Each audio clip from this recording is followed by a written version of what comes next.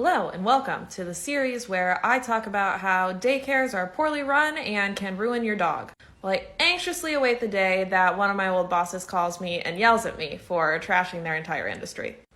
But until then, today I want to do a case study on a dog who daycare has ruined. It's my dog, Milk Dud.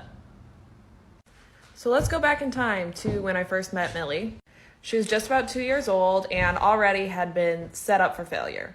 She had been in and out of shelters a number of times. She'd had, I think, 5 different placements, adopted and returned a few times, all of these through no fault of her own. She was an incredibly resilient dog and had 0 behavior problems. She had some training problems, jumping, pulling on leash, stuff like that, but she had 0 signs of aggression, great temperament. Passed the temperament test we did with flying colors. She was great with other dogs, super appropriate. She loved to play. Her owner at the time was an older woman who just had a hard time walking her, controlling her on leash. Millie had been given to her by her son, who could no longer keep her because he was getting married, and the new wife had a dog that didn't like Millie.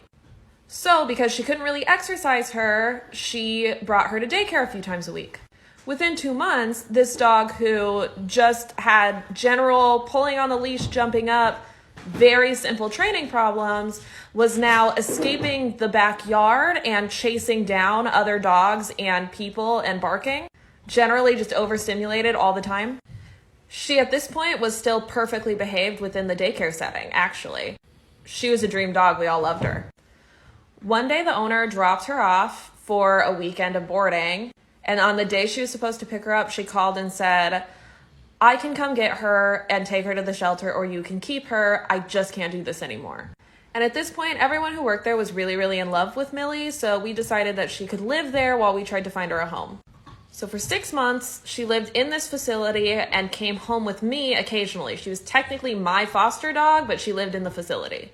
About a month into that, she started to get into scuffles with the other dogs in her large dog play group. She would be standing at the gate just kind of staring, and someone would run into her and she'd snap and they'd snap back and they'd get into it a little bit. This was always perceived as not being her fault, so they did what a lot of facilities will do and moved her in with the small dogs, thinking if she's not getting jostled by the big dogs as much, she'll be less cranky. That did not work. She ended up getting into a bit of a fight with the small dog where she bit and did damage. Same circumstance. The dog ran into her, she snapped, it snapped back. This time it just happened to escalate. She was then made an individual. And this was not the end of her problems. Go to the comments for part 2.